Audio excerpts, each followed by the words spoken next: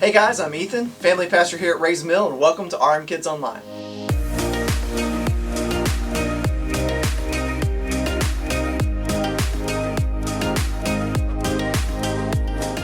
In week 2, we're heading to Luke chapter 12, where Jesus tells a parable about a rich man who was focused on the wrong thing. You see, he was a successful farmer, and one year, his fields produced an abundance of crops. And he thought to himself, I think I'm just going to tear down my barns and build bigger ones so that I can collect it all for myself. You see, he only thought about how it could benefit him, and he didn't think at all about how he could use what he'd been given to help those around him. It's like when I was a kid. I have always loved ice cream. And so, as the oldest, a lot of times I would get to have the first dip, and it would be bowls of ice cream, and I'd have mine, and then my sisters, and then my brothers, and then my youngest brother. Sometimes that they get to the end, and there's not enough ice cream, and I have a lot, and he has a little. And I don't want to share. But what's the right thing to do? Well, I should probably take out of my abundance to give to my little brother who is in need. This brings us to our bottom line, which is share what you have. When God blesses us, it's our responsibility to show love to Him by using what He has given us to show love to others. Sometimes we're going to be on the receiving end of someone being really generous with us. And at other times, we get to show how responsible we can be by being the one who shares and is generous to others. You see, when we realize that everything that we have has been given to us by God, we are more likely to be able to share those things with other people. We pray that as you guys think about the rich farmer, that you will discover ways that you can be responsible to share what you have been given. Also, parents, don't forget we have something for you. If you'll scroll down and click the Parent Packets link below, you will receive some activities and questions that will help you reinforce this week's bottom line. Next to it, you will find our God Times devotionals. These are for the week. They are to help your child develop the habit of spending time with God each day. All right, guys, we'll see you later. Have a good week. Be generous.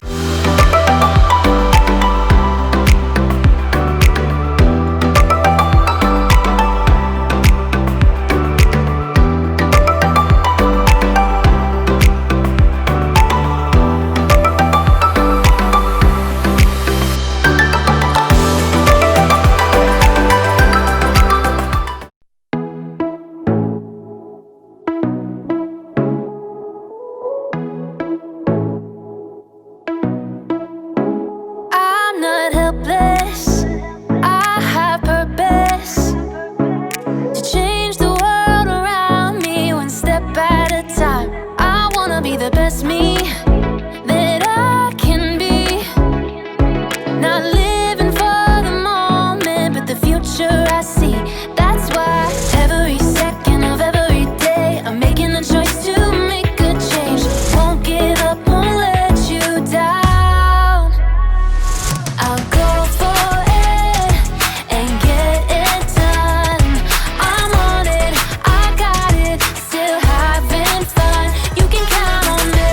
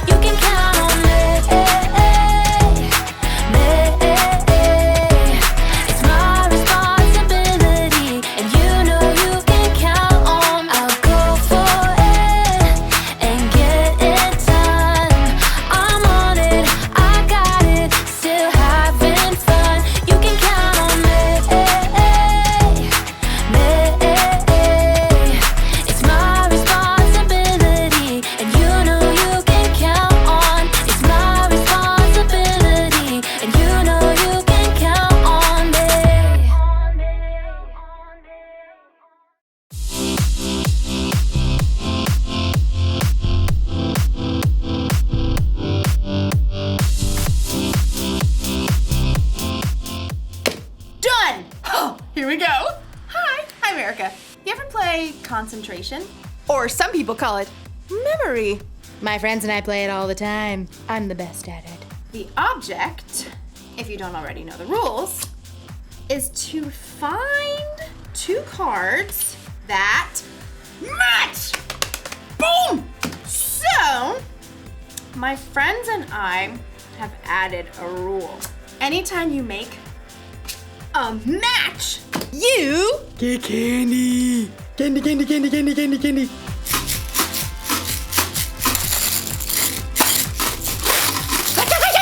What can I do? It's a rule, and rules are part of life. Yes! You've got to talk about rules when you're talking about responsibility. Responsibility is showing you can be trusted with what is expected of you. Of course, the rules don't say I have to eat candy every time I get a match. So, usually, I save it for later. This is what I've won so far. I mean, what can I say? I know how to pick 'em. My friends are like, you're too good at this game. Give us some candy. And I'm like, get your own. I might have a problem. No. Today's story is one that Jesus told about a man who had a little problem with sharing. Who knows what that's like? I'll see you in a bit. Mine. The Bible. It's 66 books of history, stories, letters, and poetry that fit together to form God's one big story. The epic adventure of how He created us and loves us so much that He made a way to rescue us. As we travel through the Bible, from Genesis to Revelation, we discover people who met God and found their lives changed forever. Now, for an amazing story, inspired by the book of Luke, chapter 12, verses 13 through 21. Everywhere Jesus went, large crowds followed him. Some really wanted to learn and change. Some were just curious. Others, like the religious leaders, listened to Jesus' words so they could trap him with tricky questions. But there were some people who just wanted Jesus to back them up, to tell them that their way was the right way. One of these was a man, we'll call him Ezra. Teacher! Hey! Teacher! Ezra's demand was loud enough that everyone stopped talking to look at him. Are you gonna let me through or what? Ezra shoved through the crowd, dragging another man behind him, his brother. Teacher, you've got to tell my brother here that he has to divide the family property with me. Ezra's brother looked like he wanted to sink straight into the ground. Jesus turned to Ezra.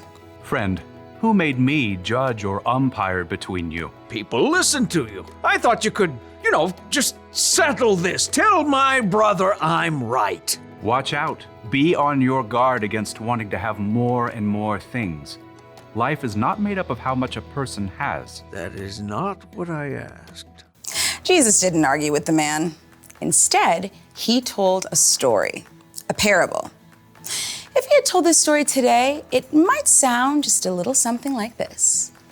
There once was a rich man whose field grew a fantastic crop of grain. Perhaps it was corn. His manager brought him the good news. Sir, we're set to bring in a bumper harvest of cobs and kernels. Yes! Go me! Oh, well, your employees did an excellent job of preparing the fields. Go me! And there was a lot of sunshine. Go me! And just the right amount of rain. Go me! Yes, go you. Harvest the crop at once! Well, we're working on that. There's just a little problem. Problem? Who messed up? Fire them at once! Oh, no. It's a good problem. You don't have enough barn space to store all your grain. Huh. I'm just too successful. Go me. Well, I was thinking you could share some of the grain. Share it. Well, yes. Some extra bushels for your employees, maybe give some of it away, popcorn for all the kids in town, hold a cornbread festival for everyone. But it's all mine. Oh, yes. Yes, it is. I know. I'll tear down my barns and build bigger ones. Then I can store up all the extra grain for myself. Oh. See to it. I want those new barns up by the time the corn harvest is in. Yes, sir. The old barns were torn down and brand new, bigger barns were built. Perfection. Is the corn harvest complete? Yes, sir. All finished. Excellent. Have the men store it all in these new barns immediately. But they're so tired. I said immediately. Yes, sir. At last, the rich man's entire corn crop was stored in his shiny new barns. He settled back in a comfy deck chair and surveyed his property as the sun set. Go me! Self, you've done pretty well for yourself. You got grain stored away for a lot of years to come. He popped a gourmet corn chip into his mouth. Self, take it easy. Eat, drink, and live it up. You foolish man. The rich man nearly choked on his chip. Excuse me? The rich man looked around, but he could see no one. He was entirely alone. Oh, great.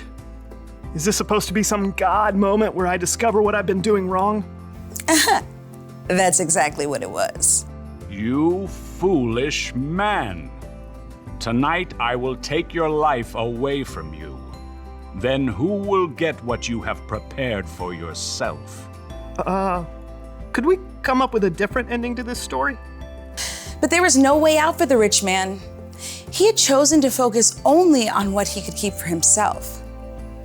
Jesus wrapped up his parable by explaining, That is how it will be for whoever stores things away for themselves, but is not rich in the sight of God.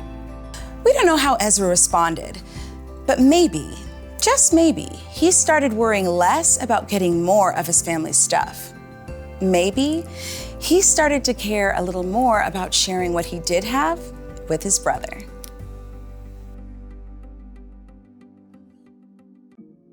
Jesus told the story of a rich man. He had more than enough food for himself to eat, and he kept it all. Every last grain. Don't misunderstand me.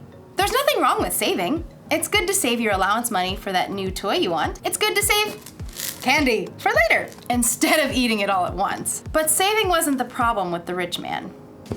No. His problem was his heart. He loved himself and his stuff more than he loved other people. And that's not good, because people are always more important than stuff. You see, I can't say that I'm a follower of Jesus if I'm going to be selfish with the things I have. Those things don't match. It's our responsibility to share with others, and we all have something we can share. Maybe you have time to share, or money, or candy. You're going to have all kinds of chances in your life to share with someone who has less than you. Don't miss your chance. Here's a rule for life to remember today. Share what you have. I've got candy to share next time I see my friends. I've got clothes I don't wear anymore that I could donate. And I've got time if anyone wants to play concentration with me later. Although I warn you, I'm pretty much the best at it. See you next time. I'll save you some candy.